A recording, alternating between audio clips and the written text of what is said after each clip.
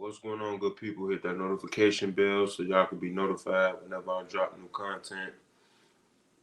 Need y'all to like, share, and subscribe, and tell a friend to tell a friend. This is for entertainment purposes only. Entertainment purposes only.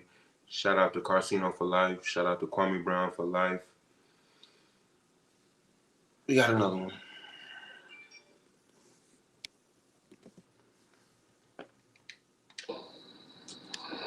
The NBA once again is trying to create a rivalry that's not there.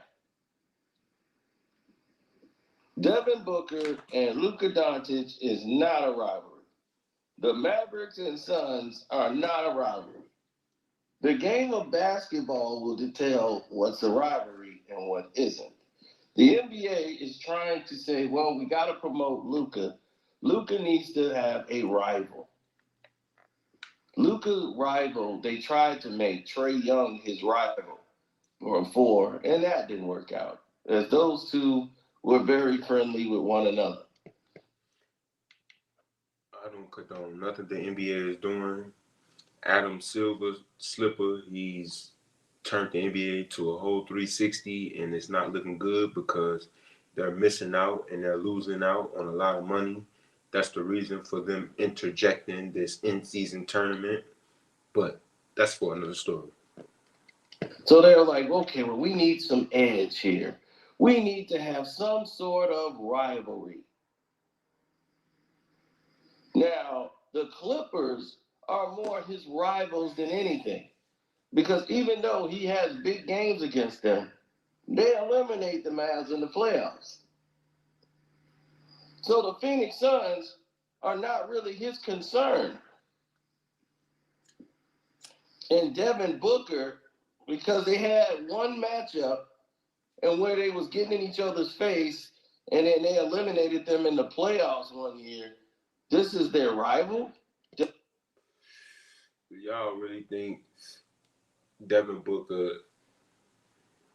and Luka Doncic is rivalries?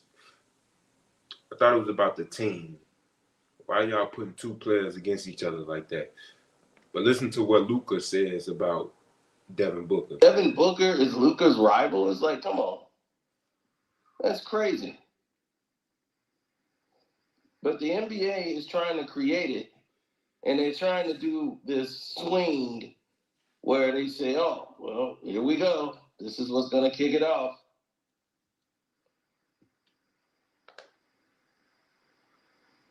Now, a lot of people are going to be watching the Eagles game today against the Giants, despite the Giants' record, because people love to watch football during this season.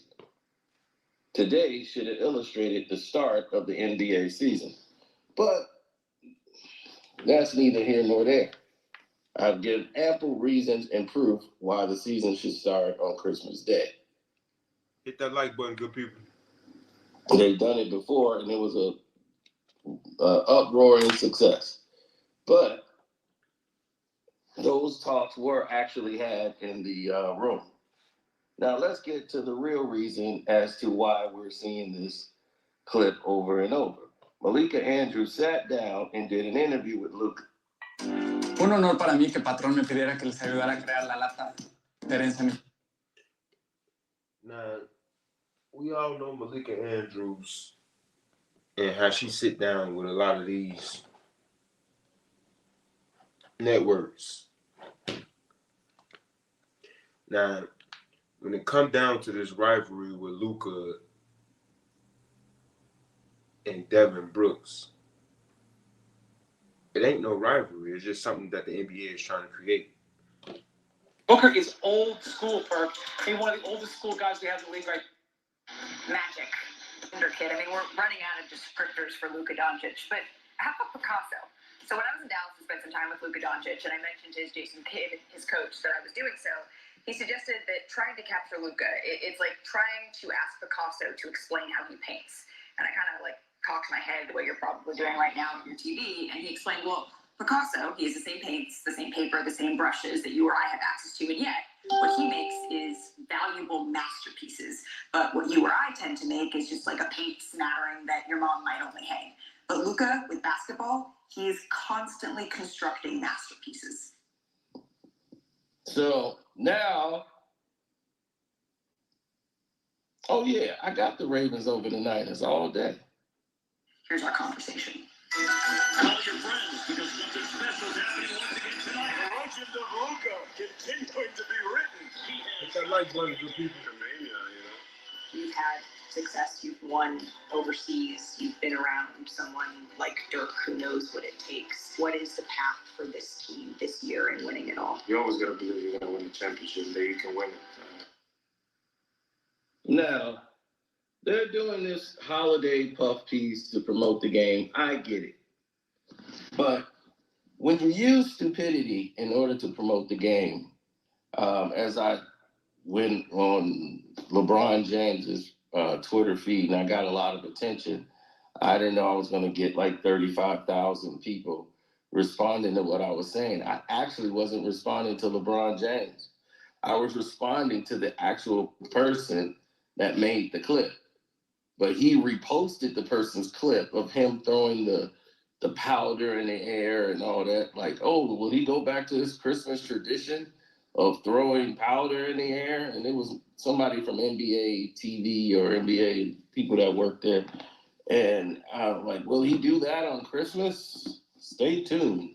And I'm like, this is the kind of dog stuff I'm talking about.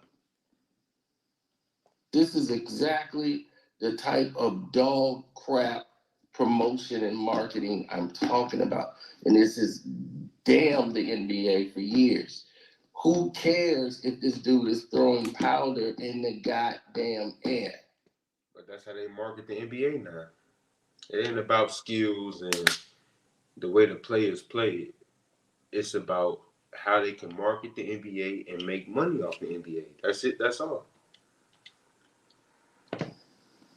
Okay, we want to promote the damn game. That's the problem. Y'all don't promote the game. Y'all promote nonsense. I don't want to hear about Luka Doncic's headband. I don't want to hear about powder being thrown in the air. I don't want to. Don't market me Steph Curry shimmying. Okay, this is your problem.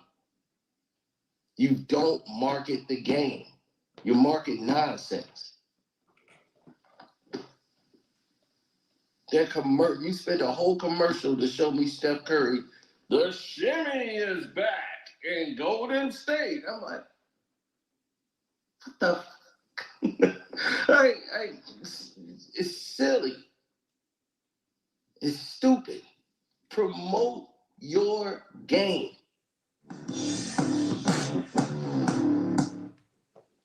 See, the NBA can't promote the game because they losing money, so they gotta make up for that money that they losing. So now, because rivalries that happen that's being detailed on the basketball court, they decide we need to keep this Devin Booker thing going with Luka. They got a rivalry, and we're going to promote it. They don't have a rivalry. But let's see them try to swing it to sell the game. That they shouldn't just marketing the game, but the only way they know how to market the game is if they create a rivalry out of it. Top 10, where do you put yourself? Top 10. Let's talk a little bit about Christmas Day. What's up with you and Devin Booker? Devin Booker and Doncic go face to face. In a different world, if the Suns had taken you number one, you could have been backcourt teammates. What is your relationship now? Do you get along with each other? It's competitive basketball. I really love his game, the way he plays. A lot of times I watch his Phoenix actually, because of him. He's a really, really great player. But obviously we had this competition whenever we face each other. I'm obviously asking because in one of your meetings last year, you and Book, you had that exchange, and then afterward you said you guys don't want to watch friendly. There you go. We have smoke.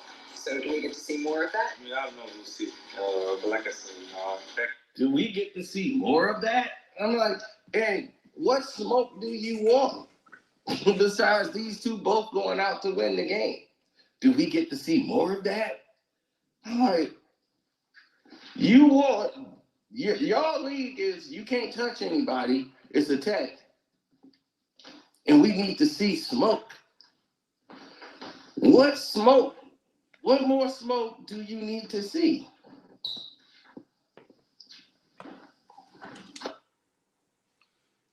Do y'all agree on what Carcino is saying? And do y'all believe that the NBA is losing money and fans? Let me know how y'all feel about this in the comment section, because the way the NBA is going about this, it's not a good look for the people. Y'all like, share, and subscribe. We the People TV.